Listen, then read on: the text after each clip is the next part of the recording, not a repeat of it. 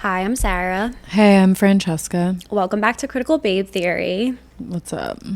How are you, Francesca? I was just telling Sarah I'm like kind of aggro. Yeah. You didn't sleep last night. I didn't sleep I haven't slept in like 3 nights, and last night I was like getting ready for bed at 9. I was like, oh, I'm gonna be so good. I'm gonna go to bed so early. And then at like 9:20 my kid started like coughing and crying, and then she did that every 45 minutes all night, which was fine. It's like she's so cute to even like have her in bed next to me. And she also snores. I feel like I can say that because she's so little. She snores, which is just like so delicious. Yeah. I've never heard a 4-year-old snore before. Me neither. It's funny. Anyway, so yeah, I didn't sleep, so I was just like muy grumpy.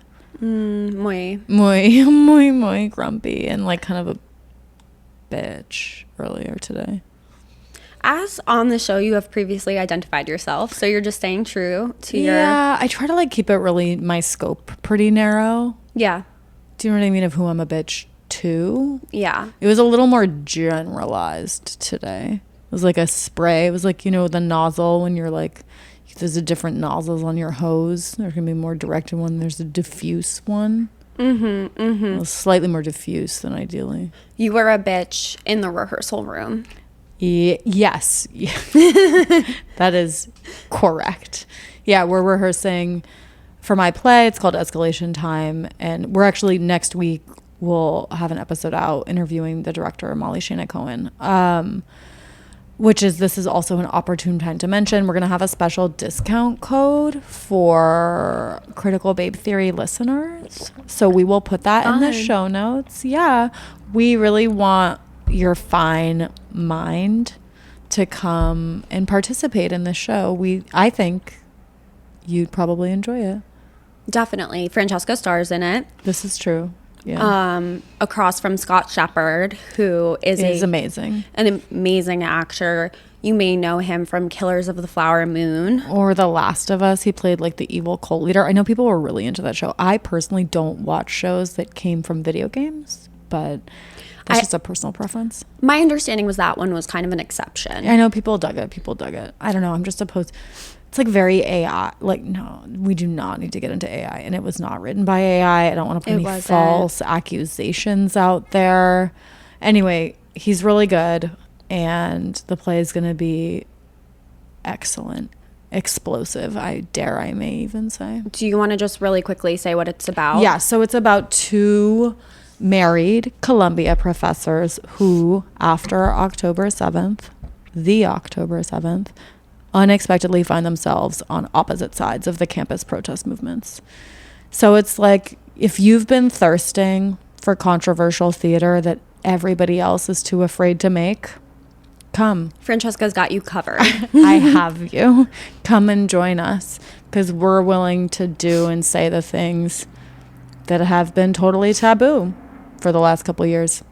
That's really fun. Thank you. That's sexy. Thank you. It is. There's also a lot of sex in it. So if you're into sex, it might be a good match for you. I will be there definitely on November 7th and 10th. And then I'm sure I'll be at other performances, but that's true. Let us know when you're going to be there. We'd love to say hello. Yeah. We love talking to basically anybody. Is there going to be a party? Not saying that everyone would be invited. You know what? I was thinking that we should have an opening party, and that in all of the hustle and the bustle of it, we were probably going to forget about that. But actually, I was walking back from rehearsal a couple nights ago, and on the same block that the theater's at, it's right near Union Square. It's on like 17th Street. I passed this karaoke bar, and I like walked past it, and then I stopped and I went back because there was one person singing karaoke, like, because it was all glass, like there's like the whole front of the store was all glass. There was one person doing karaoke in the back with one person at the bar watching them, and I was just like, whoa, that seems intense. That's kind of my ideal scenario, because then you get to sing as much as you want. I'm a huge karaoke aficionado. Are you? Absolutely. I'm garbage at karaoke. Really? I feel like you would be good because you're shameless. I take it a little bit. I've only done it like maybe once or twice in my life, and I take it just a little bit too seriously in a way that makes everybody feel really uncomfortable. Okay. I mean, it's been maybe, Yikes. it went so badly. It's been like, that was like 15 years ago. I was with our friend Emily, who we did an episode with her a few episodes back. Right. Yeah. Emily Mead. Yeah. And she's a pretty, successful actress in terms of, she's famous. Yeah. So I was sitting outside at Veselka with her, and someone stops, and they're like, "Oh my God, I recognize you." And I'm like waiting for them to say like from the Deuce or from the Penguin. Yeah. She's like, "Were you at this karaoke bar upstate? Like, oh my God, you were so good." I was like, that's pretty cool. And it was her. Yeah. That's amazing. Yeah. Isn't that fun? That is fun. I would love to be recognized for my amazing karaoke performances. Yeah. I've only ever been recognized once for anything, and it was glorious. What were you recognized for? My moving men. The moving men who helped me move into this apartment in New York when I moved back to New York recognized me from Gotham. And like, they didn't tell me until the very end. They were like, yo. They were like, did you play the Harley Quinn character? And I was like, yeah, that's me. And they were like, we thought so. That's so fucking cool. And then they all like wanted to get photos with me and stuff. And that's really cool. Incredible. I'm pro like loss of personal privacy in terms of celebrity. Do you know what I mean? I'm not, I'm sure it's actually really unpleasant to be a real celebrity, but it sounds pretty cool to me. Yeah. I think there's like a threshold where it's like enjoyable, and then it becomes really unenjoyable. Totally. And I'm so grateful that I'll probably never reach that threshold. You know what I mean? So I can just enjoy my kicks as they come. Yeah. What's your go-to karaoke song? I want to be where the people are. That's cute. That's just like, is my clowning song. Oh. Have we talked about clowning here? A little bit. I don't know if we should get all the way into that, but like it's kind of fun. Like, clowning teachers are like a little bit sadistic, so you only get to sing your clowning song if you've been really, really good. Like, if you've been really funny. Because the whole thing with clowning, at least the way that I did it, is like they'll literally just be like, go out on the stage and be funny. And then you just have like crickets. And the thing that's crazy about clowning is you can't fake it. Like, if you do anything that's false, it like totally falls flat. It's really the most terrifying kind of performance I've ever done in my life. And I've done like a lot of different kinds of performance. But if you're hitting and if it's working, then you get rewarded, and the teacher will allow you to sing your song. So my songs were My Funny Valentine and I Want to Be Where the People Are, which is fitting because my clown was some kind of yeasty muskrat. And I wear like a garbage bag and motorcycle boots. And I just am filthy and disgusting, but I really just want to be special. Wait, I don't understand. So be funny. Can you talk, or do you have to just be physical? It's physical comedy. You could maybe talk a little bit, but it's never going to be like language based. Yeah, it would like you could do something like you could do the greatest trick in the world. Like, you have to come up with a trick. That's the greatest trick. So my greatest trick in the world was saying I love you to someone, because it's so hard for me. So actually, this is getting a little maudlin. That's how my ex-husband and I first got together, is because she was like, okay, your trick is you have to say that you love somebody. And I was like, oh no. And then she was like, and she pointed to my ex-husband and she was like, him. And we didn't really know each other because we just were like 1 or 2 weeks into this clown class together. And she was like, tell him you love him. So then he came up on stage and I had to hand him a rose and struggle through the great, great, great struggle of saying, I love you. Damn. So ladies, if you're looking for a husband, go to clown class. Try clown class. It sounds like a nightmare to me. It is a nightmare. But I could see how someone might find it enjoyable. What's that Rihanna song? We found love in a hopeless place. Literally at the clown class. Your voice is so sexy today. Okay, should I confess what I've been doing? Yeah, go for it. Okay. Basically, my director was like, I can't fucking hear you. She was like, you got to work on your voice. Because, like, I mostly do film and TV. So I started doing, like, voice lessons and exercises. And I have to say, the effects are astounding. I honestly didn't know you were going to say that, but... Oh, what did you think I was going to say? I thought you were going to say you're smoking. Oh, or like taking injections or something into my voice box. I'm sure some people do that. No, I mean, your voice sounds like you're sick. Oh, I would say your vocal fry is intense today. Oh, the vocal fry is even worse. When I do like vocal exercises and warm-ups, my voice just drops like in pitch a lot, which is tight. Yeah. It's so funny. People are like, yeah, you're so much more respectable now. Who said that? I don't know. I think somebody said it. Interesting. Yeah. Interesting. We get a lot of... May I speak about this? We get a lot of shade. But you know what that makes me think of is Austin Butler had this Subway Takes. Did you see that? No. Austin Butler, some Subway Takes, where he was talking about how people criticized him so much after Elvis and how his voice, and he's just so cute and so charming in it, and about how vulnerable it is when something is essential to you as your own voice, something that feels so uncontrollable is then like critiqued and made fun of. And then I was like, oh my God, Austin, we know exactly how you feel. Yeah, we do. I mean, I think it's cool. It's like when people wake up from a coma and they're speaking in a different language, like that Austin Butler is like all of a sudden stuck in the Elvis voice. I mean, honestly, once I saw him in that movie, which was not very good, called, what is it about, Caught Stealing? I was just like, he's so cute. He just can do no wrong in my eyes. I don't know. I just feel like he's so Disney.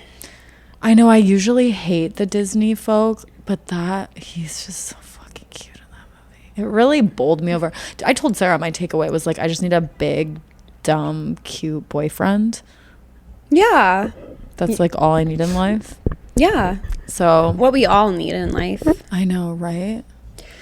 So if you feel like you fit that description, we're accepting applications. Yes. This entire podcast is an elaborate ruse. Advertisement for Francesca.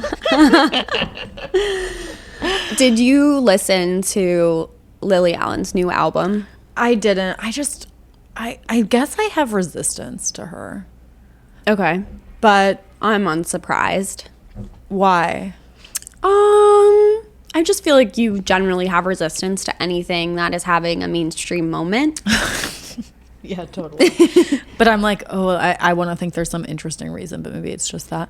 I will say that when you were first talking to me about the Lily Allen record, I didn't realize who her ex-husband was that she's referencing. David Harbour. But as soon as I saw his face, I was like, oh, of course that motherfucker is a sadist.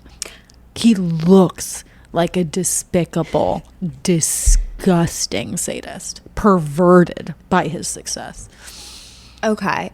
You don't see that? It's in his. It's all over his face. Now I see him that way, but previously I did not. No, but I just feel like tracks. You would love the album because it has, it's basically, it's a PSA for open relationships. It is taking down David Harbour, another white male Buddhist. Okay. He's a sadistic Buddhist? Yes. That is sacrilege. Yes. Well, in the song Pussy Palace, she says that she goes to his apartment in the West Village, which he has claimed is his dojo. Okay. Like in the Barbie movie? Did he start calling it his dojo before or after the Barbie movie came out? I think he's been, he goes sober. Ugh, so why is it that sober dudes are always... I always was like, wouldn't it be great if we had a sober president? And then who did we have? George W. Bush. Who else? I think Trump. Well, Trump's a teetotaler. Yeah. But I feel like that motherfucker is totally on meth, right? Or used to be. Didn't he take a lot of diet pills, which is meth? I don't know. He doesn't look like he took a lot of diet pills. Well, that's the thing is once you stop taking them, it totally causes your body to yo-yo and put on weight. That's why there's no quick fix. Okay, so David Harbour, sober Buddhist, nightmare. Yeah, so they had a brownstone in Brooklyn. Okay. And then he had his separate West Village apartment. He also has a home in Atlanta. I'm like... So did he get that money? Because isn't he in those frickin'... What are those Stranger movies? Things? No, but wasn't he also in... Doesn't he play the Russian guy, and he's not very good at a Russian accent, in like a Marvel movie? A bunch of Marvel movies? That would make sense because he has... That's how he got that money. So many properties. Yeah. So he had this West Village apartment that he was like, this is my dojo where I go to, you know, say my Buddhist chants. Right. I don't know. Maybe Ezra Klein was meeting up with him at the They were dojo. having some fun gangbangs. But then she shows up there and it's like trashed with evidence of sexual activity everywhere. Like women's hair, this Dwayne Reed bag of sex toys and butt plugs and like hundreds of condoms. Hundreds? Yeah. And then she... I mean, it seems it's suggested in Pussy Palace that he's a sex addict, which checks out. Of course. That is a common route for sober men to go down. Totally. Not all of them. Wait, did we ever tell the story about how I made you watch Shame? Yeah, wait, were you like... You were like, okay. Oh, who's in that movie? Michael Fassbender. You were like, I have such a big crush on Michael Fassbender in Shame. You said watching it was a sexual awakening for you. So then this was like 15 years ago that I watched it. So I was with Sarah. This was like, then a couple years ago I was with Sarah and I was like, we should watch it. It's so good. So then we watched it and it is like the most depressing. It's not even depraved. It's just so dark and depressing and desperate, and like he does not seem hot in the movie at all, but somehow my like sicko takeaway was like, oh, sex addicts, fun, you know? Yeah, I mean, yes. The thing about sex addiction is I don't think it's enjoyable. I don't think it's fun. I think it's deeply painful, you know? Okay, this is maybe too much TMI, but I feel like I did at least once. I was at least, okay, God, how cross am I? I did, it's maybe if I whisper, it'll be better. I did sleep with one person once who self-identified as a sex addict. And they were like really good at it. Well, I mean, checks out. They have a lot of practice. Yeah. I was just like, oh, okay, so there's something to this. Yeah, so maybe... if you're having like a casual one night stand with them, maybe they are an experienced lover. That being said, the information that I got from Michael Fassbender's character in Shame was that being a sex addict is a deeply lonely path, and it's very painful. Yeah, and that is somehow I missed that takeaway 15 years ago, which I think speaks to how sick and twisted I was at the time. No, I mean, I think that you watch that movie, you know, it's easy to identify and root for the outcasts, the loners, the sickos. Oh, yeah. I can heal him. We all think that, you know? We can. I bet that's what Lily Allen thought about David Harbour. She thought, I can fix him and he can fix me. Nobody can fix anything. No. I do want someone who can, like, fix a shelf. Do you know what I mean? Yeah. That would be cool. Yeah. I mean, I feel like somebody can fix a shelf. Definitely my husband can. Yeah, can fix a shelf. Yeah, that's cool. Did you read that? We don't have to go into it, but did you read that Harper's article called Inside the Goon Cave? Or why does that sound so familiar to me? Welcome to the Goon Squad. Wait, you mean like the crypto people? No, this is about gooning. Oh, God. Is that where people wear, like, weird masks on their face and then they get put in chests, like in that Tarantino movie? I think that's, like, a GIMP mask. Oh, great. No, it's basically people who are, like, addicted to online pornography, but, like, it goes beyond that. It goes, they're in a specific community. They are sending each other porn. It's kind of like they have like an online community. I think they're like porn sexuals. Like they have no interest in anything except pornography. Some of them do. Okay. It's dark. I think pornography really should be banned. Personally. Yeah, I mean, there's definitely a lot of cons to having a proliferation of porn on the internet that children can access, for sure. Yeah. But it did make me think, like, what if we brought back because I just watched Taxi Driver on the plane back to New York, And I was like, what if we bring back those like Times Square dirty movies? Because it seems like there's a desire for men to gather and jerk off together. That is what I took away from the article. I mean, yeah, totally. You know, I feel like we don't have enough third spaces for men to jack off. Yeah. I'm just throwing that out there. I've seen a lot of responses to that piece, but that was not one of the responses. People weren't really getting down to the policy brass tacks like Sarah's keen mind was. Yeah, I think dirty, with the advent of new like high-tech fabrics that are easy to clean in those dirty picture movie halls, I think that would be perfect. There you go. Yeah, so Zohran Mamzani, we have a new policy for you.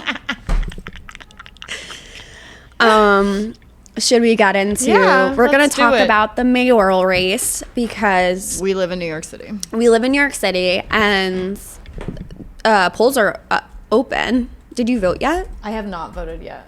And I got some alarming text messages. I'm sure it's opposition being like, can you vote? Is your address from 25 years ago still your address? You know, and I was just like, get out of here. Who was it? I don't know. I just closed my phone so I didn't have to look at it. People have been blowing up my phone too. Like, have you voted yet for Zohran? And I'm like, not yet, but I will. And then they're like, you respond to them? Yeah. Oh, wow. That's so nice of you. I'm like Jeb Bush, who responds to every email, including my dad's emails to him. I think that's honestly so esteemable.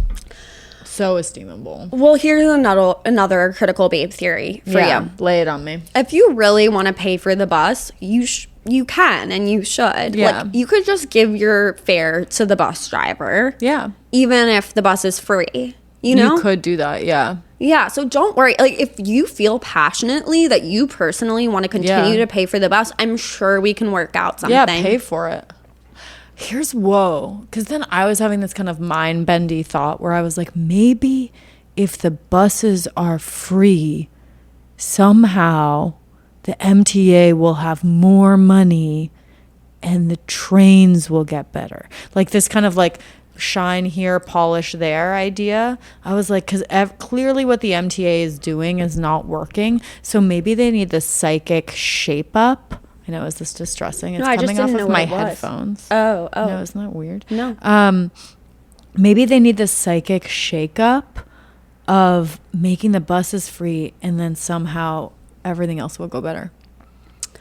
I don't know how that would work in practice. Me neither. But it would be cool. Doesn't it sound interesting though and compelling? Yeah. I just don't know how it would work. But yeah, I mean, I don't know how much money they're spending on fare enforcement on buses. I mean, I think they paid like $1 million a couple of years ago to a consultant, possibly from McKinsey. I don't have that information though fully. They paid a consultant $1 million to figure out why people weren't paying the bus fare, which is like, well, it's pretty easy to avoid it. Well, my brother, who takes the bus all the time. Which brother? Nick. Mm-hmm. He's the Gen Z Luddite.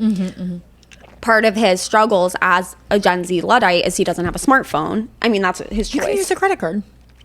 Well, he says that his credit card, his debit card, the tap is no longer working just on the bus. So when he rides the bus, he has to use an Omni card. But if there's no money on the Omni card, the only place you can refill the Omni card is at the subway station. So like he got kicked off a bus because his Omni card didn't work and he had no option. So I'm in like a little internal struggle drama about my Omni card, which is like, I haven't been using an Omni card. I've just been using my credit card. But then sometimes the MTA goes wild and they like overcharge me. But like one day they had me like taking the train 8 times and I was like, brother, there's no way. No, but sometimes it does that when it doesn't, like sometimes it doesn't charge you day of and then it does it all at once. That's happened to me and I've like called them and been like, what the fuck is this $45 charge? And then when I look back, it's like they actually haven't charged me in 2 weeks. I got them to remove a number of charges. But I also feel like, I'm like, I don't want to be thinking that every time I whip out my card to get on the train that I'm going to get fucked by the MTA. So I'm like, I should get an Omni card because at least I can control it. You know what I mean? Anyway, whatever. This is totally boring, but that's what I've been thinking about. Yeah. Okay, so pick up your Omni card. Get it. Ride the bus for free. Yeah. These are what we're in support of. People have been making... Okay, so did you see the Times of London and the Bill de Blasio interview? No. Okay, so Bill de Blasio has been out there supporting Zohran. And Which is like a mixed blessing, I would say. A mixed blessing. But the Times of London ran a piece, and it was like an interview with Bill de Blasio, and he was saying, you know, like, I actually have some doubts about Zohran's policies, da-da-da-da-da. And Cuomo's team obviously ran with it, and they were like, oh, Bill de Blasio finally read the fine print of Zohran's policies. So then Bill de Blasio comes out. He's like, I didn't say this. I didn't talk to the Times. I actually have no idea what this is. So then the Times of London, all of a sudden the article's removed, and they come out with a statement, and they're like, one of our reporters spoke to someone claiming to be Bill de Blasio who gave us this interview. Wow, that's pretty pathetic. So I don't know if like someone just called them up and was like, hi, this is Bill de Blasio, and I'd like to make a statement. This sounds like maybe a good activity for us. Totally. That's what I was thinking. How much trouble could we cause? A lot. Yeah. Huh. Interesting. Good to know. I'll put that in my pocket. What about fact checking? They don't have fact checkers there? I know, it's so passe. Facts. Wow. Interesting. Okay. So Bill de Blasio is still... He's still strong for Zohran. Yeah. People are... What are they trying to take? They're trying to take Zohran for task. Okay, there's like two images that have been circulating. Two different versions of... On one side, it's Zohran eating a burrito on the subway with a fork and a knife. Okay? And then on the other side is a photo of him with his wife at a restaurant for her birthday dinner, and it's like burrito, $10. This restaurant, $145 per person tasting menu, and people are trying to like expose Zohran for being a hypocrite because he took his wife to a restaurant. Oh, I thought this was all about how you cannot eat your burrito with a knife and a fork, which is honestly embarrassing, but he's not, from the West Coast, so how would he know that? Yeah, and I guess if you're like on the subway, you don't want to get your hand, whatever. I don't know. No, it's not even acceptable. that cool. Like, you shouldn't really. I have eaten on the subway in desperate times, but like when someone pulls out like McDonald's on the subway, yeah, and then the whole car filled with the smell. Gross, dude. Don't do it. But no, they're trying to hold him to task for being like, you live in a rent-controlled apartment and you went to a $300 dinner for your wife's birthday. I hope so. Yeah. Absolutely. Do you know how cute she is? She deserves it for sure. Also, like, where are you taking your wives for their birthdays? I know. Where is somebody taking me for my birthday? Do you know what I mean? Well, it reminds me of two things. What? One, when I asked my husband to take me out on a date, and he goes, I'm going to take you to 7th Street Burger. And you were like, that is... I threw a fit that ruined the entire night. Because, okay, and truthfully, I do love 7th Street Burger. Yeah, but that's not... a date. You want to spend $10 on a burger? That's a burger, bro. There's not even seats there, dude. Exactly. And then the other time was, okay, so over COVID, over Omicron. Oh, right. I got COVID, and it was like the time where you had to, I don't know, quarantine until you tested negative, and I was testing positive for like 2 weeks, and it was over Christmas. Right. So I literally spent Christmas alone in my apartment. No. My family came. Because he was already in St. Croix? No, he was in Canada. Okay. He was home. And then my family was like, came to my street and waved to me from outside the window. That's some like liberal coded behavior right there. What do you mean? Oh, that we didn't just gather? Yeah, for sure. It was like kind of, people were still being strict at the time. I'm not trying to be a dick. I'm just saying now when we look back. I was also going through a personal crisis at that time. You were? What was your crisis? When I had that really bad job, and I was actually really happy to be quarantined for 2 weeks. So that you couldn't see your boss? So I didn't have to see anyone, honestly. I mean, that must be a dream for you. Sarah always has like house guests, people she's taking care of, someone's problem she's solving. I mean, I don't know how you do it. It must be exhausting. Zohran should hire me. Zohran should hire you. Yeah. But anyway, so my husband comes back. We were just dating at this point. And he's like, I have a big surprise for you. I'm taking you away for the night. And he goes, I'm taking you to the Ramada Inn by Yankee Stadium. That's deranged. I don't know what to say about that. That's insane. Did you hit him or something? I freaked out. I was like, you think you can take a girl like me to a place like that? Which is a completely valid question. In his defense, he didn't know what Ramada Inn was. I think the room was like $300. So he had... Oh, because it's near the stadium. So people probably like pay to stay there to go to the game. But no. It had like a jacuzzi in the room. So I think he thought it was like... It had a jacuzzi in the room. Actually, had like all these mirrors by the jacuzzi. Like, it was definitely a place where you go with your mistress or tawdry. And I freaked out. So my point is that your husband doesn't know how to take you on dates. Well, yeah, and that Zohran does, and we should celebrate him for that. Absolutely. Yeah, I mean, he looks like a really good boyfriend. Totally. You know, and there need to be more public figures who can demonstrate what it looks like to be a good boyfriend. Yeah, and I just think people think like, oh, like they keep calling Zohran communist, which I'm like, are you really just trying to say that he's not white? I kind of feel like that's what they're trying to say. Yeah. Which I'm like, okay, like, one, why do we even care? Because no one owns their own house. No one owns private property in New York anyway. But two, like, he's not talking about seizing the means of production. He is simply talking about making the buses free. I know, people are so crazy. I've been seeing a little bit of like, it's just free buses are the first step towards communism. And it's just like, bitch, there's a lot of steps. There's a lot of steps between free buses and communism. Also, we had free buses during COVID, and the Staten Island Ferry is free. So it's Staten Island Ferry is already free.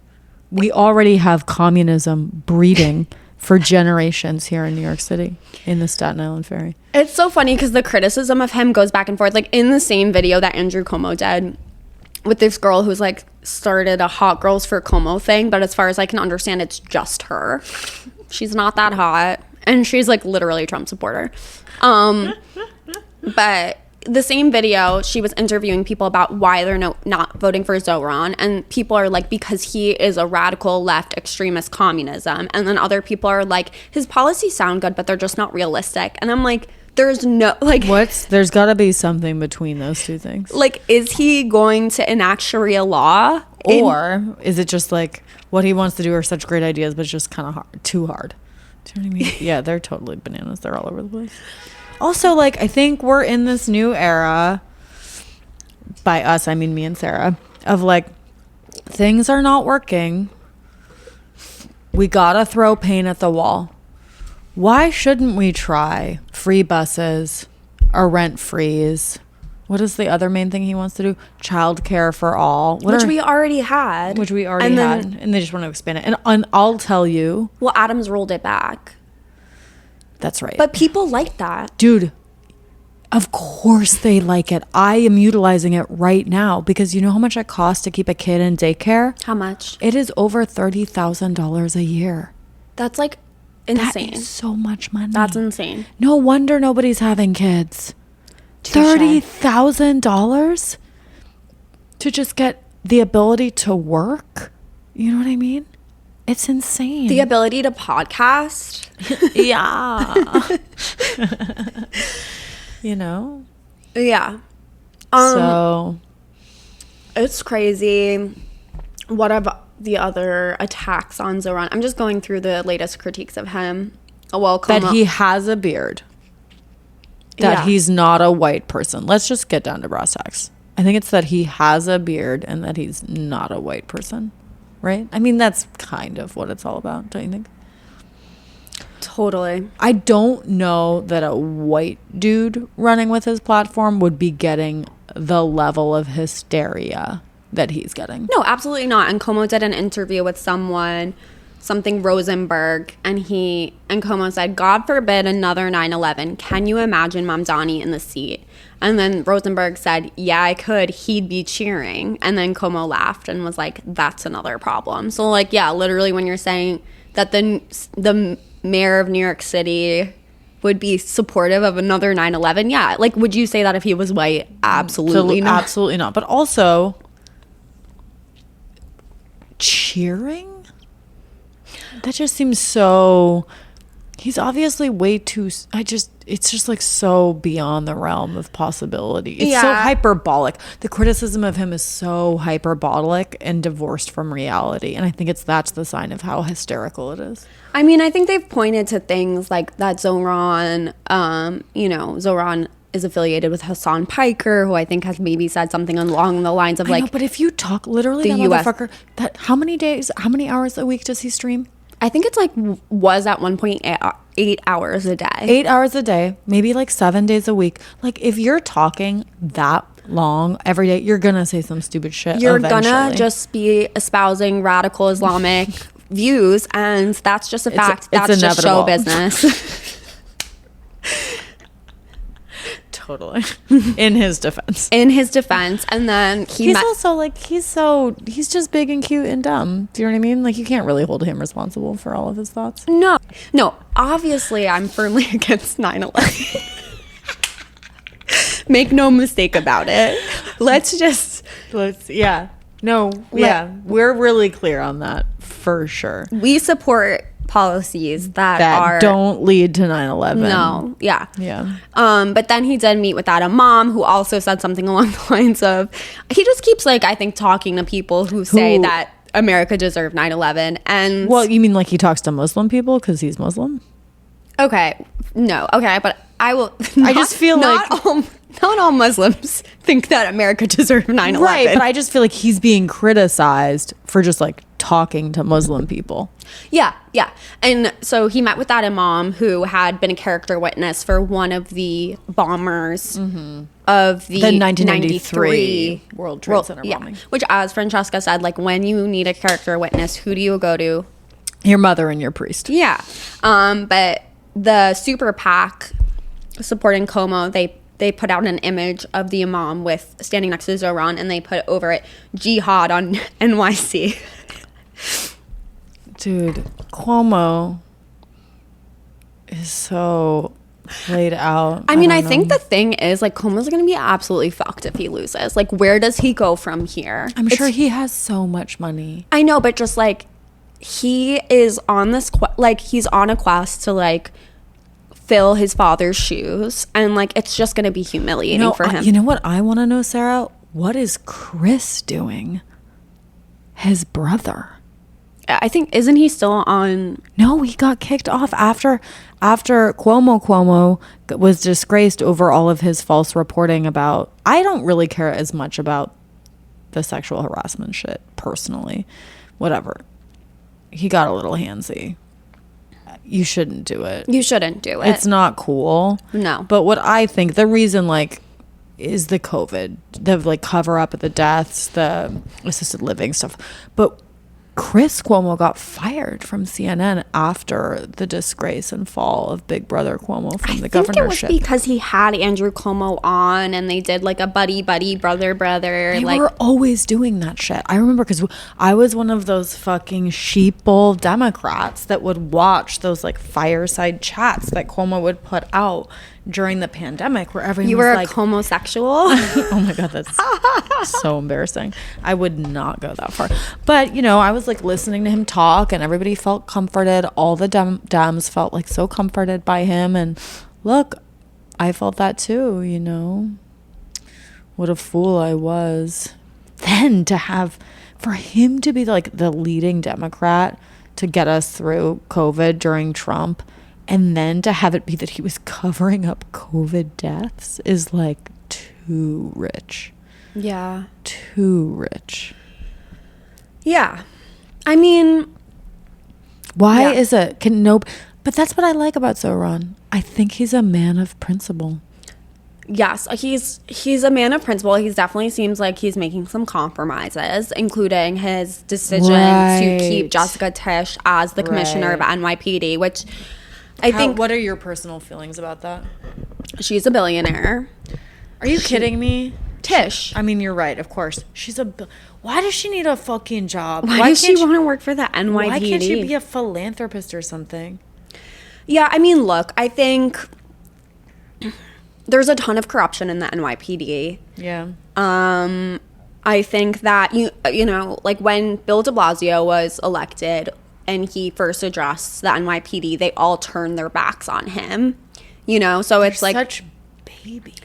Yeah, and like it's like I think Zohran's making this compromise. I think that Kathy Hochul wanted Jessica Tisch to stay in the role, and what he said is basically like, look, Jessica Tisch is going to do what I say to do because I'm the mayor, and right now like a lot of her directives are based on Eric Adams' principles.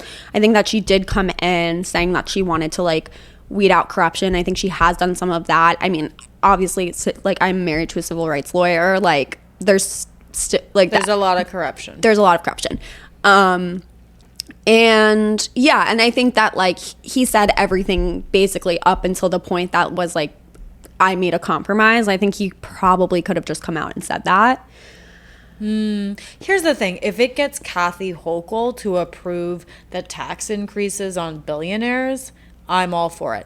I heard that Kathy Hochul was doing some kind of rally with him, and then she got like kind of drowned out by people shouting something like tax the rich. Yeah, so there was this huge rally at Forest Hills with Bernie, AOC, Zohran, and Kathy Hochul came out, and as she walked on stage, everybody started chanting tax the rich, and she was like, I hear you, but like she's it's a no-brainer. Yeah, and so then Zohran had to like placate the crowd by like coming on and holding her hands and being like, everybody calm down. No, I think that's the pressure that she needs. She needs that kind of pressure. Why does she not want to tax the rich? What's wrong with her? Is she getting her pockets lined?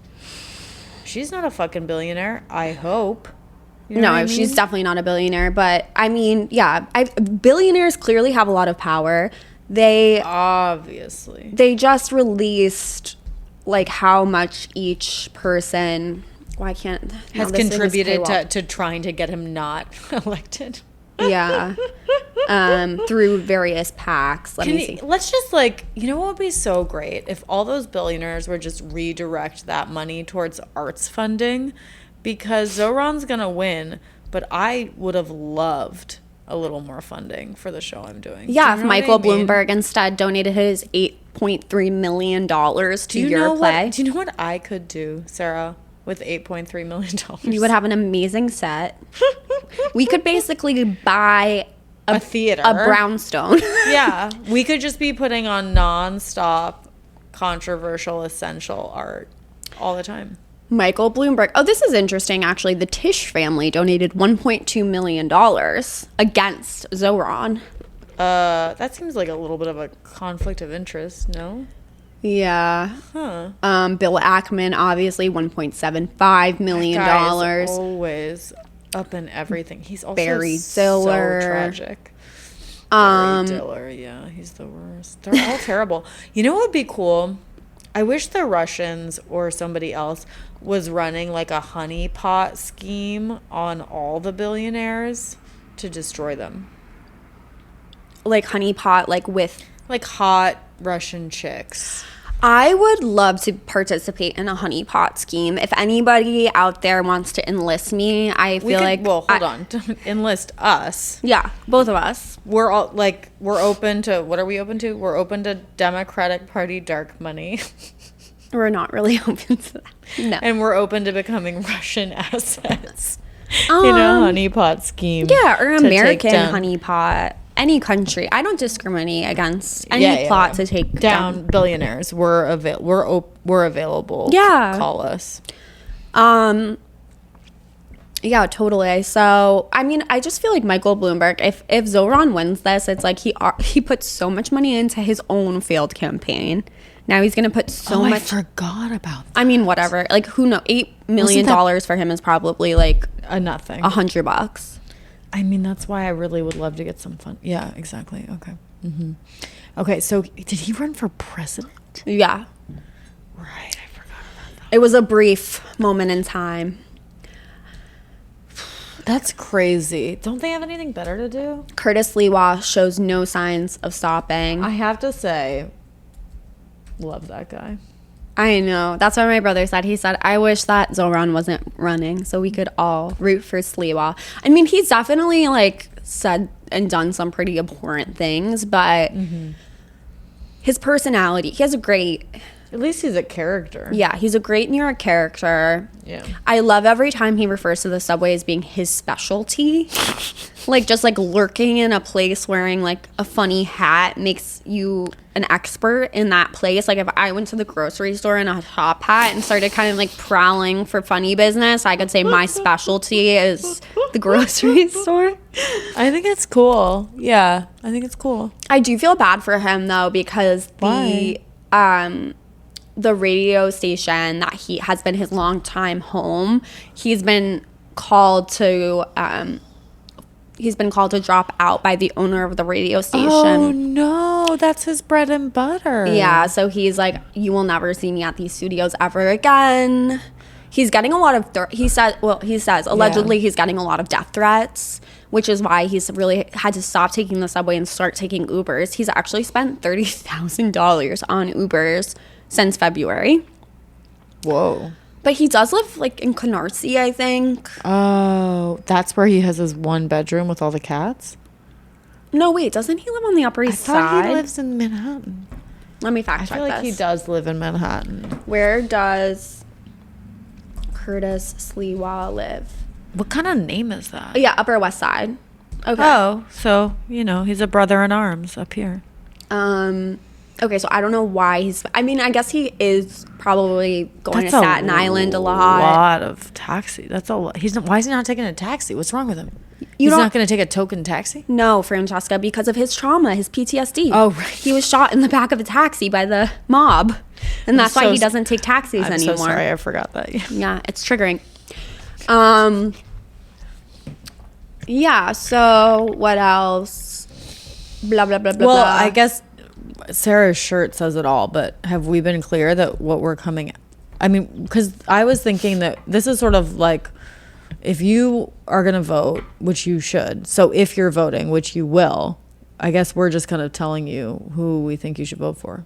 Vote for Hot Girls for Zohran. Hot Girls for Zohran. Yeah, even if, like Francesca, you're not, the sexual harassment claims are not that big of a deal for you. For Cuomo, yeah, but he's played out. He's played out. He is honestly he's been using so much AI in his campaign. It's actually horrifying. Yeah. I'm like, who does this appeal to? No one is the answer. He hides his like counts on Instagram, but they were quite low before he hit them. Really? I mean, I hide our like counts. You do? Yeah. Well, they don't hide them from me. I see them all the time. Yeah, because you're logged into our account. Oh. Okay. But it's just so other people don't know how many likes we're getting. Oh, but Cuomo does the same thing, and I judge him for it. You judge him. Well, he should be judged. He's rich. But also, no, I just don't like him because I think he's in bed with all the billionaires, and I'm not interested in living in a country controlled by a bunch of oligarchs. So yeah, you don't think he's in bed with all the billionaires. He's literally, they've got his dick in their hands. We have the receipts. Yeah. So that's why I don't like him. And he's just like, he had his moment. This is the problem with this political moment right now, is these fucking boomers don't know when to leave. They just can't imagine that their time has passed. We're so desperate for fresh blood. Did you see the main candidate? Yes, Plattner. With the Nazi tattoo. I mean, Nazi. The candidate he's running for Senate or House of Reps in Maine. Yeah, I know him. He's a crabber or something like that. He's a fisherman. Was it actually Nazi, or is it something that's it's like a crossbones that the Nazis also used, or did he know that he was getting a Nazi tattoo when he got it? This is Graham Plattner. He is running for the Senate election in Maine against Susan Collins. Yeah, he's an American oyster farmer, harbor master, and military vet. Oysters, not crabs. Sorry. He's kind of like a populist leftist, but he's pro-gun. And it was revealed that he had a tattoo on his chest that it was a skull and crossbones, but it was very similar. It did look like a specific Nazi. How many imagery. people? How many people do you know who have a skull and crossbones tattooed on them? Yeah, but a lot of them. Yeah, this was a specific one. I don't know. I guess I'm inclined to doubt someone who says, I didn't know it was Nazi imagery when I got it. It just seems really implausible. It's possible. It's possible. I've gone into a tattoo shop and picked something off a flash sheet. Yeah. And didn't research the significance of it before. And many people have, but very few people fall into the trap where they accidentally pick a Nazi symbol. He got it covered up. After it was brought to the attention of the press or years ago? No. Yeah, I guess that doesn't read too well. Yeah. Well, I'm sure he'll persevere. As my friend said to me, and I always remember, he said, it's more acceptable to say you're anti-Semitic these days than to say you don't like dogs. Which is, I think, 100% true.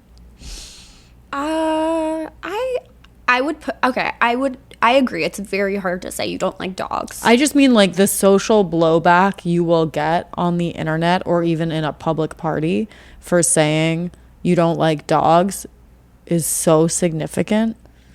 And I think that at this point with the Republican Party the way it is, which is crazy because they're so like pro-Israel, it doesn't really make any sense. But like a huge component of the Republican Party is like just above board saying that they're anti-Semitic. It's like, it's not taboo in the way it used to be. Who is saying that they're anti-Semitic? The Groypers, like a big component of Trump's constituency. Big. Okay, but not people in public. I agree with you that people in public positions are anti-Semitic. So Nick Fuentes, who the president has had multiple private dinners with. So how's that? Somebody who has a direct line to the president of the United States of America, who is a publicly espousing. I think he self-identifies as an anti-Semite. Yeah, but Nick Fuentes is very on the fringe, so much so that many people, like many MAGA people, reject him. Yeah, but I think a few years ago, somebody who had any beliefs like that would not be having dinner with the president of the United States of America. At the time, their first dinner was when he was the former president. It was at Mar-a-Lago. Still, it's like it's acceptable now in a way that it was not. It's creeping into acceptability. Candace Owens, do you know what I mean? Like we've talked about this. Yeah, I mean it's just such a complicated thing, right? Because so much of the Republican agenda has been about rooting out institutional anti-Semitism allegedly this is their prerogative. They just don't care. They don't care. I know they don't really care, but that's the party line. Yeah, I just feel like we can all see what's happening. If the party line is to root out anti-Semitism, but the president's having dinner with one of the leading anti-Semitic figures in the United States, clearly he doesn't really give a fuck about it. Totally. No, So. I'm not talking about a genuine feeling of camaraderie with the Jews. I'm talking about a party line. I know. I just feel like we're probably 5 years away from even that line kind of going away. When it's no longer expedient as a way to like subjugate universities and try to control their behavior and what they're teaching, then it will fall away. I think what you're really trying to say is that you don't like dogs. True or false?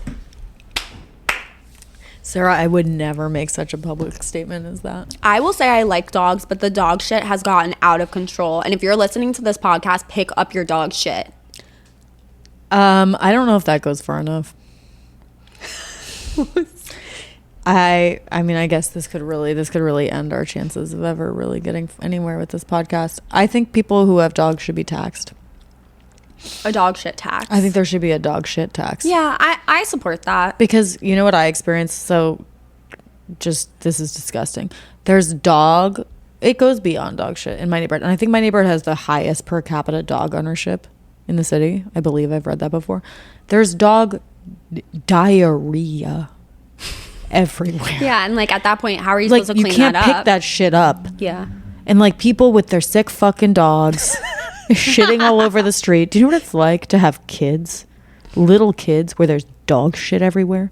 It's a fucking nightmare. It's like walking through a field of landmines. It's disgusting. And I think the solution is to tax dog owners. It's not like walking through a field of landmines. I'll push back on that as there's people returning to war zones with many unexploded ordinances. But yes, I agree. It's unacceptable. It's unacceptable. Fucking disgusting. And it would be a great way to raise revenue. And I'm fully in support of it. So if I get a private audience with Zohran, that's my prerogative. Honestly, because you know what else dog shit attracts? Rats. So don't say that you're having a problem with the rats in the city, but then you're not picking up your dog shit. Pick it up. Pick it up. Should we get into it? How are you doing? I wish we had a vape, but other than that, I'm pretty good. Do you want a nicotine lozenge? Well, how's it gonna hit? Like, what's it hit like? Is it like a mild? Is it? It's pretty good. Okay, Do you want to try it? Yeah. Okay. Should we talk about the ballot measures? Let's talk about the ballot. Who else? I mean, there's other people, but I guess that depends on if you live in Manhattan or Alvin Bragg. I know people were kind of shitting on Alvin Bragg. Is he the DA? What's his position? Who is the DA? Yeah, he's up for re-election, Alvin Bragg. I did all this research, and then Sarah totally outdid me. I'm gonna text Adam and say, "What do you think of Alvin Bragg? Alvin or Alvin? Alvin, maybe? Alvin Bragg." Let's see if we can get. Yo, did you like overdrive my research with your research? No, you hadn't added anything to the document. That when is I added not it. True. When I last edited it. Okay. I spent so much time looking at the ballot questions that I did not have the capacity to look at. I looked at it somewhere, but now I can't find it anywhere. So. Oh, well, here. Do you want me to? I'm going to do it's a fine. search. I was just looking at the working parties, even though, because I'll say, like, the Working Families Party, like, I generally vote down the Working Families Party line, but I find them kind of annoying. I don't know. So I, like, follow their advice, but I also don't like them. I think their messaging is annoying. Can I tell you, this is like a little bit hopping into a controversial topic, but we don't have to go wade that far in. But they put out this tweet like in, I don't know, like 2020 or something that was like something about how, oh no, it was when Roe v. Wade was overturned, that like this is going to, when Roe v. Wade was overturned, like it's going to just be devastating for pregnant persons. And I was just like, pregnant persons? I was just like, you're fucking kidding me. Well, do you know what I mean? I'm like, there are non-binary people. There are. Yes, this is true. Statistically speaking, a very small minority of people who are pregnant, I would say. Right? And I just kind of felt like, way to erase who this really affects primarily, which is fucking women. Well, you're a person. I'm a person, but I find that language alienating, and I find their messaging to be kind of dumb. So if you're a member of the Working Families Party, that would be my point, would be to stop being like quite so snowflakey. Oh, I did actually delete. You did delete what I did. I know. Sorry. I know. So Alvin Bragg, no, he's the Manhattan District Attorney. So it depends on where you live, I guess. So I'm gonna vote for him. I know that people were trying to like, they think he's too progressive, but his case against Trump didn't do great. But I like his face. I just trust him. Okay. And then Jermaine Williams, public advocate. I'll go with that. And then Brad Hollyman Siegel for Manhattan Borough President. I'll go with it. Do you know what I mean? Yeah. And then for Brooklyn, we have Antonio Reynoso for Borough President. These are the Working Families endorsements. Which I generally agree with. And the Brooklyn DA, Eric Gonzalez. Yeah. But should we talk about the ballot measures? Yeah. Because that's a shit that I always roll up to the election and I'm like, fuck, I didn't research this. Okay, so. And then I don't know what's going on. But we're here to tell you how to vote. Okay, so the first one. Do you want me to get the first one? Yeah, the one about the trees. Yeah. I mean, yeah, we can talk about it. Okay, so the first proposal is about This proposal would allow the expansion of new ski trails in the Olympic Sports Complex in Essex County. It's in a state forest preserve land. This proposal would also require New York State to add 2,500 acres of protected forest land to Adirondack Park. Okay, so here's the deal with this one. This is so dumb. It's pretty uncontroversial. Okay, so this Mount Van Hoevenberg Olympic Sports Complex in Lake Placid, the protection of the Adirondacks is like in the New York State Constitution. They cannot cut down nary one tree. Oh, did you listen to the same Brian Lair? Yeah. They can't cut down even one tree, allegedly, according to the law, in the Adirondack State Park without it being approved by all of New York State. And a lot of these sports complexes have exemptions. Except this one does not. So the thing is, they've been cutting down the trees. Yeah. And they already did it. For like more trails and a parking lot and all this stuff. And so environmentalists have been getting pissed off about this. Yeah. So this is kind of like a retroactive righting a wrong. Retroactive approval, a blessing for something they've already done, which they weren't supposed to do. And it's putting boundaries on like how much land they can use. And then it's compensating for that by promising to protect 2,500 more acres. The contrarian in me is flirting with not approving this to give the strong message that you can't break environmental laws. I haven't made to a total decision, but that's how I'm leaning right now. What do you think? I hear what you're saying, but I think that at this point, it's like it's already done. So if it doesn't go through, I guess they would just have to undo the shit that they've done, which seems to me at this point like less helpful than just protecting another 2,500 acres. I know, but this is the contrarian's dilemma. There's that which is helpful and expedient, and there's that which is punishing. Do you know what I mean? So yeah, I guess listening to you say, yeah, probably we should approve this ballot measure. I just don't want... I guess what some people expressed is like this sets up a precedent of people breaking the law and then retroactively trying to fix it, which I don't love. But maybe this was embarrassing enough that people won't do it again. I don't know. Yeah, I think they would like maybe have to pay fines, which like may or may not get enforced. But I think at this point, the this is pretty far along in this process. And I think that this is actually something that environmentalists want because... this is true, yeah. This is like the compromise and this is kind of allowing them a win. Yeah. But... Okay, so are we going to say critical babe theory's voter recommendation is yes? Yeah, I mean... On ballot measure 1, to not be an asshole. If you don't want to be an asshole like Francesca, you would vote yes on this. I think so. I haven't heard anybody who's like really against it. It's really just jerks. And people who are obsessed with principles. I'm not going to say that. Like me. Yeah, so... And apparently this is like a very important complex to the community. It employs a lot of people. Yeah. Great. All right. Let's not be difficult. Okay. Number 2. All right. Oh God, this is all this housing stuff. Proposal 2 through 4? Mm-hmm. They're all about different approaches to fast track affordable housing.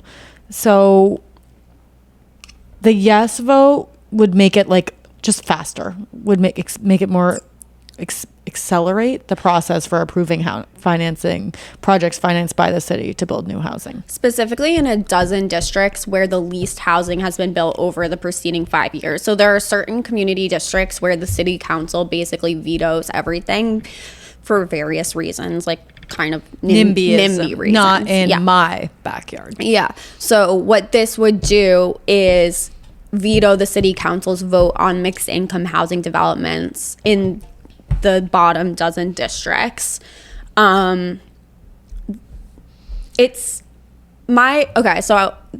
various opinions on this. Yeah. The city council is very much opposed to proposals 2 through 4 because they all take power away from them. Yeah.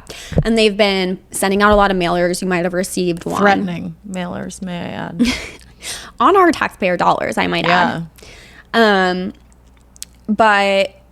I think that the consensus of like affordable housing advocates is that this would be a good thing. Totally. Most progressive left people on the left are 4, 2, and 3, and then there's some more opposition to 4. Mm-hmm. Yeah, I mean, okay, so should we just go through? Let's just quickly say what 3 is. So it's like for modest projects, which I don't really understand how they're defining that, but it's just like another way to shorten the approval process for a different kind of building. And then the 4th one is establishing an affordable housing appeals board, which would create a new 3-member board, which would include the mayor, the council speaker, and the local borough president. And it would give them the power to reverse city council decisions. So if the city council was like, we don't want to build that, then this little board could overturn them. And basically, I kind of feel like yes on all of them. I do too, and the con is that the city council, the people who are against them say that the city council advocates for a lot of benefits for the community, like parks and like bike lanes. Yeah, and investment in like when the developers get a deal, then it's those community boards that then get them to like put all these extra perks that benefit the community. That's the reason they don't want to do it. But there are some city councils that just simply don't want any affordable housing projects. And do you know how expensive it is to live in the city? I'm sure our dear listeners, you do. Yeah, and some people say that like a lot of these projects aren't actually that affordable because they're based on the area median income rather than like the specific neighborhood median income. And obviously like people in Brownsville have a much lower median income than the Upper East Side, you know? Right. So if you go on like the housing lottery, like a lot of these apartments are still like pretty expensive. Yeah. They're not necessarily really affordable, but I have been reading abundance. Yeah, so Sarah said she's abundance pill. We're going to do an episode on abundance, but I think that it's like... This is the Ezra Klein's new book about kind of getting rid of all of the stoppages that have led to the housing shortage in the United States, environmental reviews, all this different stuff. And as Ezra Klein says, one way to make housing prices more affordable is to... Have more of it. Just have more. Because we're in a real scarcity. Across this whole nation, I might add, but specifically in New York City is. Actually, there are a few, the places that are willing to accept sprawl and spread have done a lot better. Whatever, we can get into that later. But yes, New York City, there is a severe housing shortage. Yeah, and I saw some like right-wing person on Twitter being like, oh, this, like, basically kind of denying that there's a housing shortage in New York City. Have you tried to find an apartment? Have you tried? And also it's like in 2024, I think 1 in 7 school-age children experience homelessness in New York City. Like, that's disgusting. That's really rough. That's really bad. That's disgusting. Another critique is that, you know, these affordable housing developments don't offer opportunities for home ownership. But again... It's like, okay, well... I would love to at least have an apartment to live in before I can buy one. People like Curtis Lewa are saying that, you know, the problem is not that we don't have enough units. The problem is the price of the units, which... Sure, but like I think it's time for both and. Yeah. Great, let's lower the price. Let's kick out all of the foreign investors who've bought up apartments that are sitting there empty as a way to bank capital. Like, let's kick them the fuck out of this city because they don't live here and they're probably not even paying that much in taxes. I mean, maybe they're paying some, but Zohran would make them pay more, which would be tight. But like, we need to build more housing. We need to get the rich people out. We just need to try as many different things as we can. Yeah, and they said they would all leave if Zohran gets elected. So here's hoping, Sarah. Bye, bitches. We would love for you guys to leave. I actually have a couple apartments in mind of theirs that I would be particularly interested in. Oh, like whose? I won't get into specifics lest I get myself in trouble, but I can imagine at least 2. You know? Because wasn't this your brother's idea that like... people who are in the lower class move into middle class housing and the middle class housing move into the upper class housing and then the upper class people just leave? Sounds good to me. No, I think he did say that. Yeah. Yeah, he's full of ideas. He was the one who told me that Curtis Lewa lives in Canarsie. So he's also full of misinformation. Just like we like our youth. Yeah. And lastly, I'll say I did ask my friend who works in construction management for affordable housing, and she said she's voting yes on all three. Great. So somebody who actually knows what they're talking about for once. And the thing about giving a veto to the city, giving the new housing appeals board a veto against the city council is that the board would be the mayor, the council speaker, and the local borough president. So these are like democratically elected officials who have accountability to voters. Yeah. Something Ezra Klein talks a lot about in abundance. Oh my God. I can't believe we're doing I love that like last week I was like, I don't care about Ezra Klein anymore. And now you're like, I love Ezra. I don't love Ezra, but I think he has a couple of good points in abundance, which we'll talk about more. But he's basically like, liberals are so obsessed with like fairness and like giving everybody a voice. And like, it's really good in principle, but in practice, it's like so inefficient. And too many cooks. You know, I was in a situation earlier today where there were too many cooks in the kitchen and it sucks, dude. I was like, get out. We can't do shit. We have to trust our trusted servants to do their job. That's right.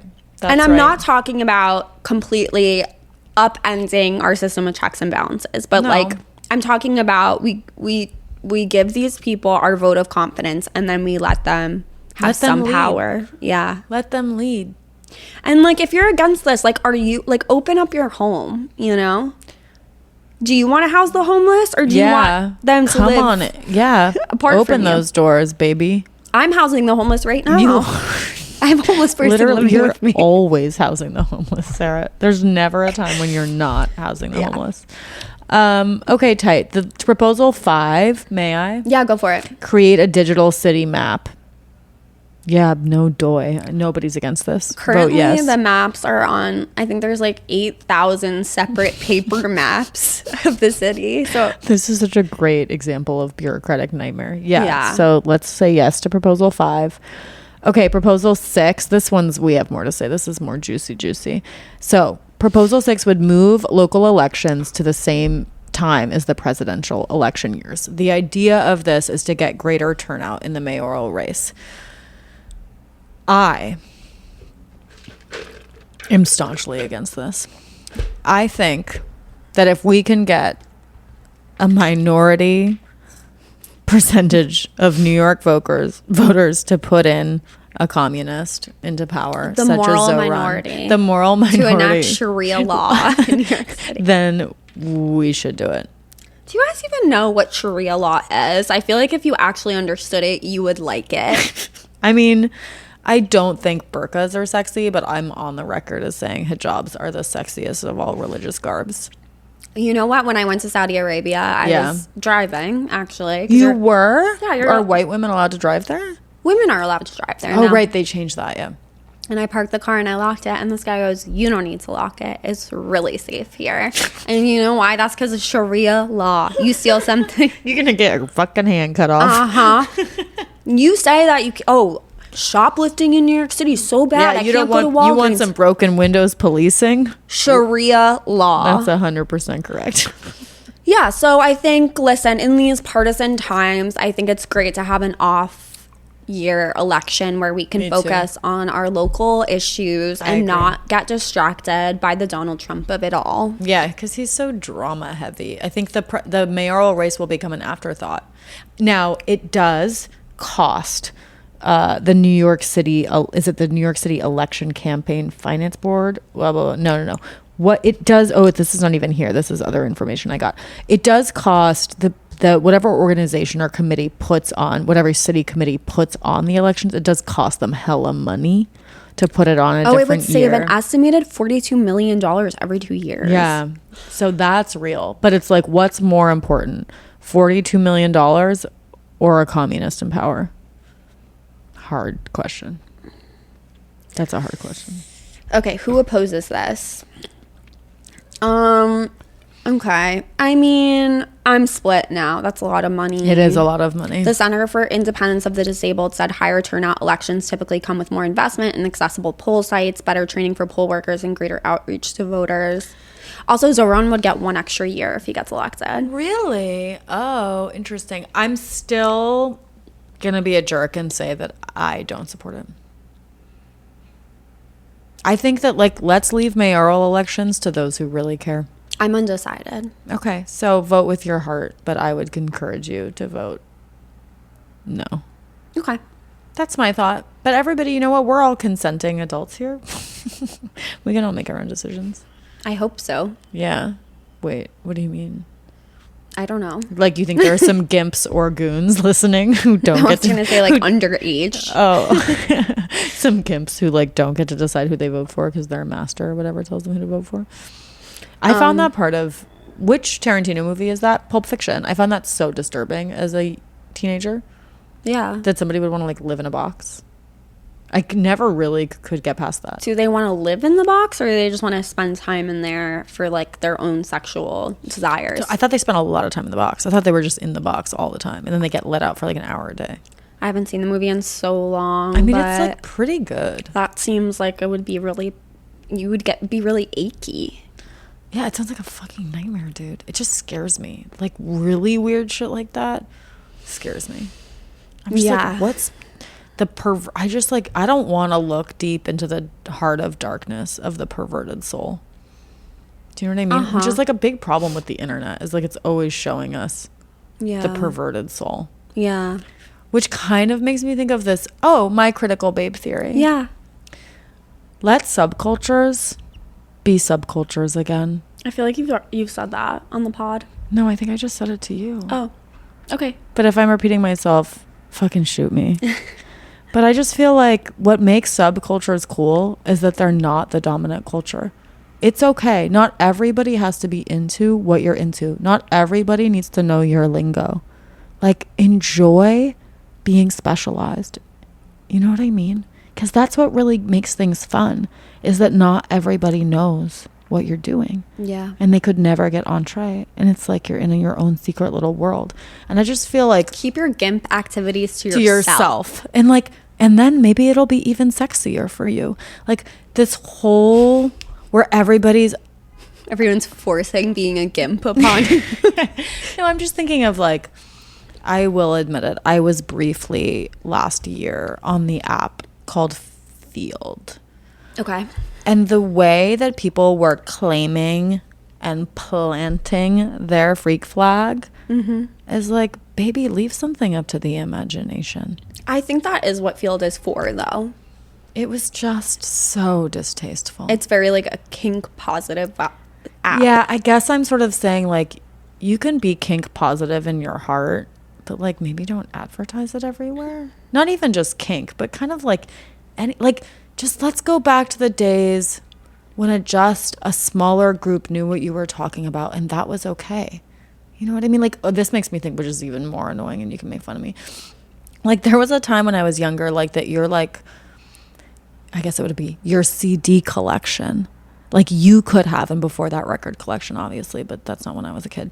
Like, you would have all this amazing, like, the degree to which your music taste was obscure and specialized, and you had tracked it down, like, it meant something deeply about how cool you were. And now, because everything is accessible, nothing is cool. It's like what Chloe Sevigny said. She's like, I guess somebody asked her why she left the East Village, and she's like, because everybody's walking around with a fucking leather jacket and tattoos. You can't even tell who's cool anymore. And totally. You just can't tell who's cool. And it would be great if we could all just go, like, let the theater nerds be theater nerds. Let the fucking junkies be junkies. Let the sex fiends be sex fiends, you know? But, like, we just don't have to be public about it all, you know? I remember when Travis Crowley was, like, asking me what kind of music I was into when he was my camp counselor at theater camp. And I was like, I really like... Death Cab for Cutie? Guys and Dolls. No, I was like listening to the Guys and Dolls soundtrack, and I think I had I had like 5 songs downloaded. One of them was Welcome to the Black Parade because it's such a theatrical song. Sure. But he was like, do you like Jason Mraz? I was like, who's Jason Mraz? He was like, you don't know Jason Mraz? That's so embarrassing. And then he showed me the video for Geek in the Pink, and he was like, I really need to teach you about music. Man, if I could tell you the number of times men have taught me about music. But you know what? I'm grateful they gave me my good taste, you know? Mm-hmm. And I'm not going to begrudge them that. And now I have a policy. If a man ever tells me to read or listen or see anything, I say, okay. And I generally don't regret it. Okay. But I feel like that's kind of antithetical to your argument, which is that like everybody should just like what they like and not push it on others. You feel like men can tell women what to like. Is that your exception?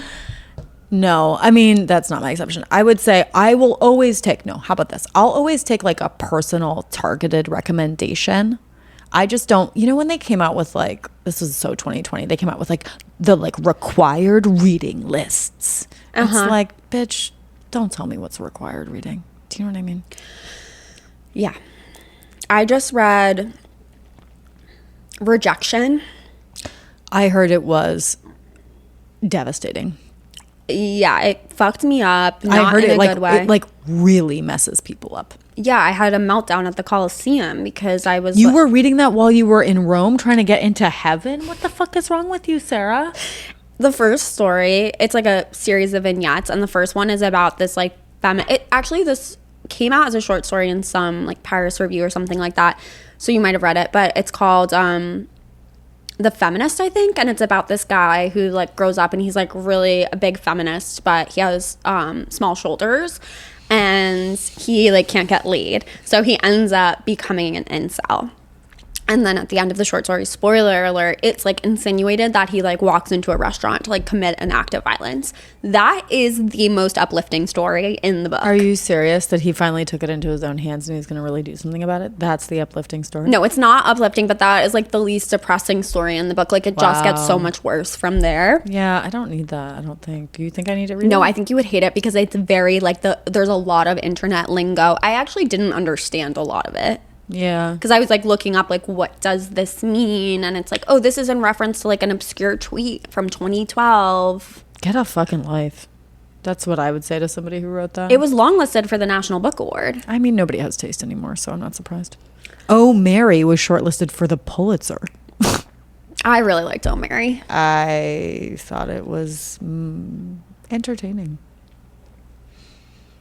Yeah, I mean, have you seen anything recently that you feel like merited a Pulitzer more than Oh, Mary? We're just working with what we got that year, you know?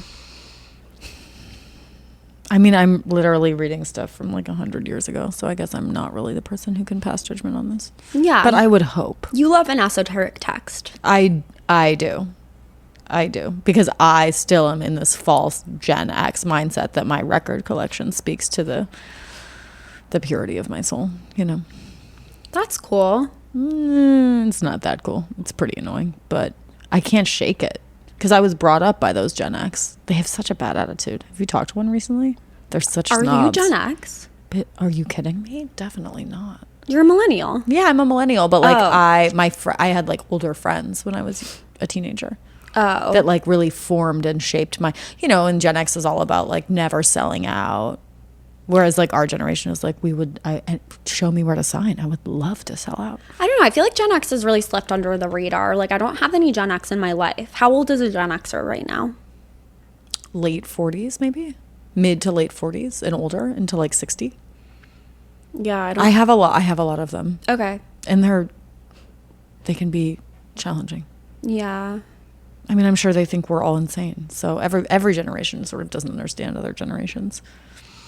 Yeah, well, I kind of feel like rejection is maybe like for the Gen Z. Yeah, that makes sense. But I think you would have had to be online as a millennial to understand a lot of it. I don't know. Yeah, and we're not really online. No, compared to most. Comparatively. Compared to most. Yeah, I honestly only have like 2 places I go on the internet. Where do you go? Instagram and New York Mag, but those are even apps in my phone, so I'm not even really on the internet. Remember back in the days when people would be like, I'm gonna go surf the internet, and they would just like see what they found. It's kind of I can imagine. What is that internet too? What do they talk about? There's all these different eras of internet that people idolize and idealize. Have I talked about on the pod about getting run off the Teen Vogue message boards when I first joined the internet. No. So when I got my first computer, I like didn't know where to go on the internet, but I wanted to surf the internet, so I had a Teen Vogue subscription that I would get to my house. So I was like, let me go to the Teen Vogue website, and they had message boards. Yeah. So, you know, they covered a wide range of topics, and one of them was like, if you got pregnant, would you get an abortion? And then people were chiming in. Oh yeah, and what did you say? Well, I was completely like I was in my Catholic school era of like abortion scare tactics. Abortion is murder. The baby is There is ripped. a holocaust of unborn children in this country. The baby is ripped limb from limb, you know. Yeah. So I go on and I'm like, this is my opportunity to like evangelize people and save lives. So I like copy and paste a description of a 3rd trimester abortion, Which doesn't happen really ever. and I'm like, did you know that the baby is ripped limb from limb? And then people are like, come at me for spreading misinformation and propaganda, and I had to delete my account. Wow. God, you've really had a contentious relationship with commenting for a long time. Yeah, it was good for me because I think it did open my eyes to like that maybe there was a different perspective than the one I had, but it was a pretty humiliating way to. Wow. Yeah. Oh, interesting. You've had such an interesting political arc in your life, Sarah. Yeah. That's cool.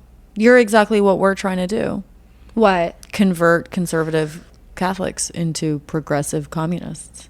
So for all the conservative Catholics listening, I was once you.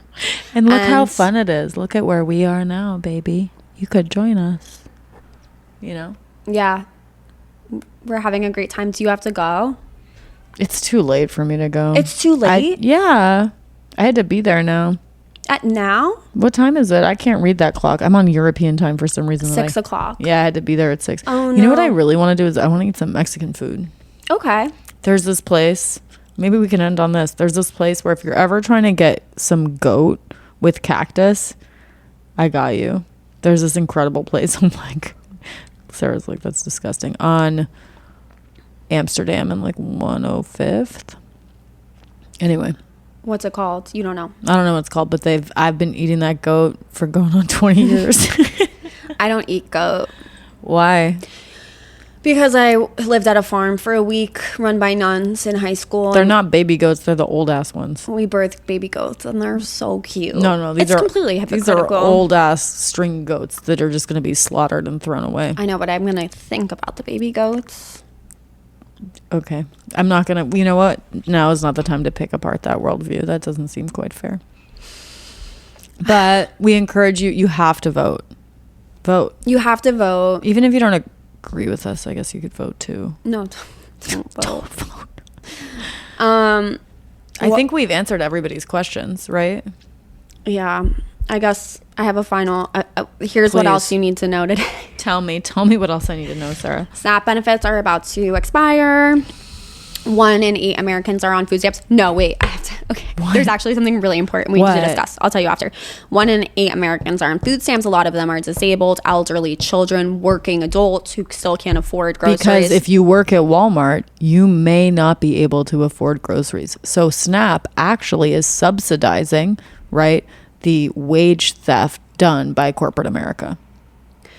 Yeah, and I just find it really embarrassing and shameful that we live in a country that's like okay to let 1 in 8 Americans go hungry because of petty politics. Yeah. It's embarrassing.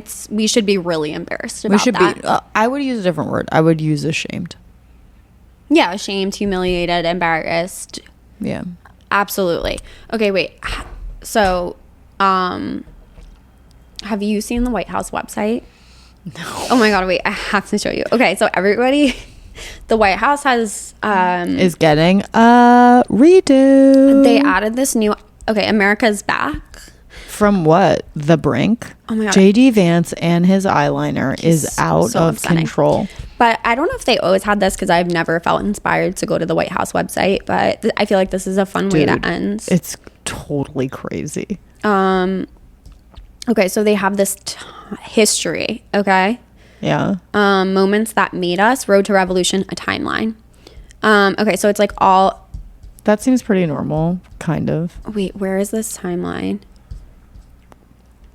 It's so cheesy, is the website, is what Gallery, we're our priority news. I'll cut out this dead air while I find this. I just feel like, not to be a dick, but like now the White House is like really Queens or something because of Trump. Do you know what I mean? He's just bringing that outer borough chip on his shoulder to the whole nation. Okay, I found it. Great. Yeah.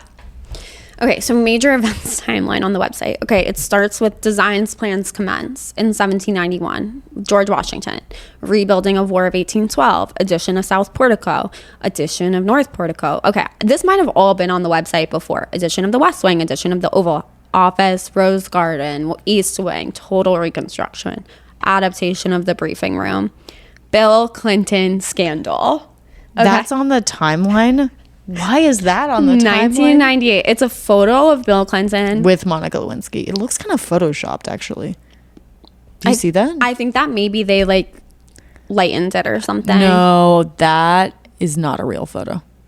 I guarantee you that's not a real photo. You might be right. Bill Clinton, Monica Lewinsky. That's not a real photo. There's a fake photo of Bill Clinton with Monica Lewinsky in the Oval Office. This might be a real photo. I don't. It's on Wikipedia. I trust Wikipedia, but it does look fake. It looks fake as shit, dude. What the fuck is that in the background? Okay. Maybe that should be our episode cover? Yeah. Okay, so this is the next. So after the addition of briefing room in 1970, when President Nixon converted the swimming pool into the press briefing room and added a bowling alley, the next important event in the White House is when Bill Clinton had sex with Monica Lewinsky. Okay, so that's 1998. Then what's after that? Then we skip 14 years. Muslim Brotherhood visit. Obama. There is a picture of Barack Obama with a turban on. Obama hosts members of the Muslim Brotherhood, a group that promotes Islamist extremism and has ties to Hamas. The Muslim Brotherhood is a You know who else has ties to Hamas? Netanyahu. Yeah, he's been funding them for years. Okay. Don't even get me started on that bitch. Uh-huh. Okay, 2020. Tennis pavilion. Melania adds a tennis pavilion. 2023. Cocaine discovered. Dude, there's actually kind of a hot picture of Hunter Biden in a bathtub smoking a cig. It's the classic Hunter Biden photo. It's a U.S. Secret Service agent discovers a small zippered plastic bag containing cocaine in the West Wing entrance lobby. Speculation has pointed to Hunter Biden, an admitted drug user. Can you imagine just you drop one little baggie and you get in all this trouble? Can you imagine that on the photo, that a photo of a naked Hunter Biden is on our country's official website? The next one after it is a woman holding her tits. With her titties out, not even wearing a bra. Yes. Trans Day of Visibility 2023. The Biden-Harris administration hosts transsexuals at the White House in 2023. It says transsexuals? Yes, it says transsexuals. Whoa. Okay. This is, you guys have to visit this. It's insane. We'll put a link to it in the show notes so you can check it out yourself. Then it just goes into Trump shit. That's deranged. But let's look at that big, beautiful ballroom. Yeah. Dude, that is so tacky. It looks like they're going for a Versailles moment. A tacky Versailles moment. He has such bad taste. So that's psycho. That's psychotic. That is psycho. That is...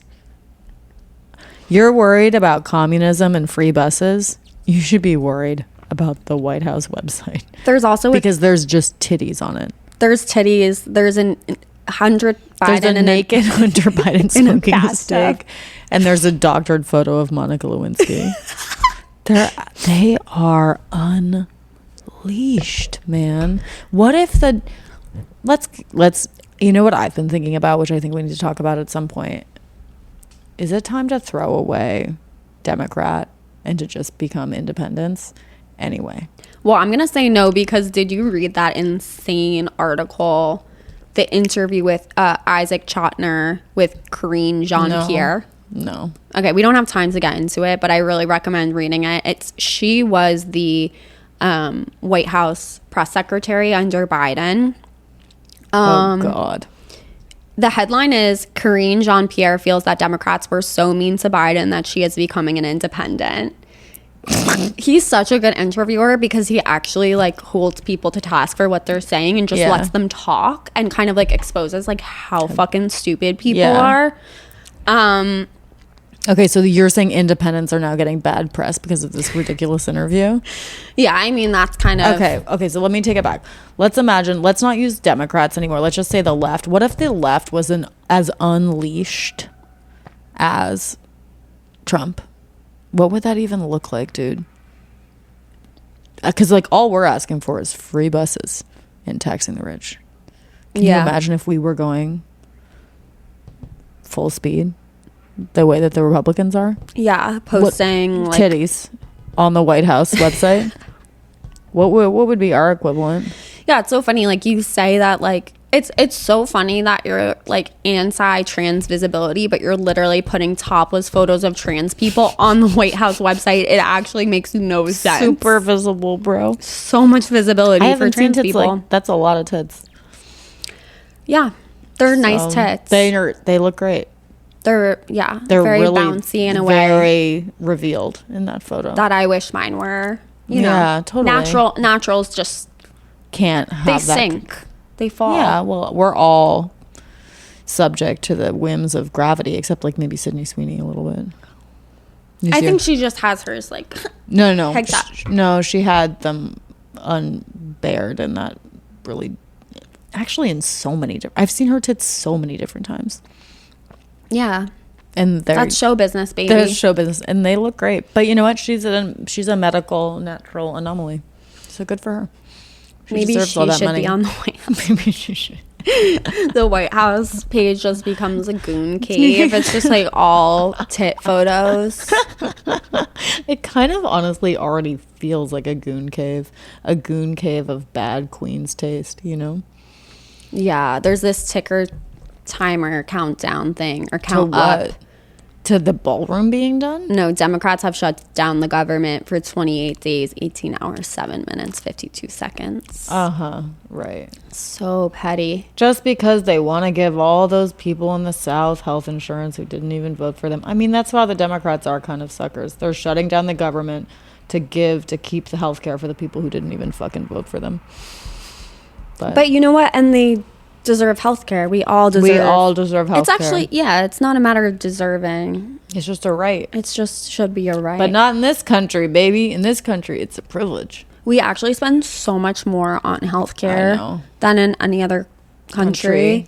And our outcomes are such garbage. Yeah. If you're a doctor and you want to talk about waste and false billing in the medical realm, please come on our podcast because I've heard some pretty gnarly stories.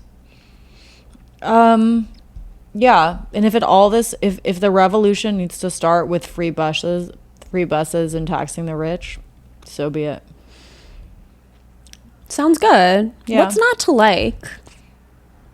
I love the bus. It'll come at a cost, and that cost is Sharia law. But as I've said, there's a lot of pros to Sharia law that I feel like public safety. At least women will finally know their fucking place, you know, and they'll be valued. They'll be protected from the male gaze. Yeah, that helps. I mean, Jesus.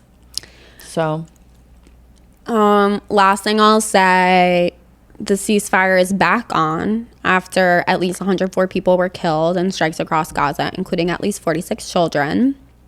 So I don't know what kind of fucking ceasefire this is, where it's just like off when Israel is bombing Gaza. But on when they decide to stop. Yeah, I mean, I guess just to take it back, like, as part of the play, I've been looking at a lot of stuff coming out of Gaza, and it is beyond words.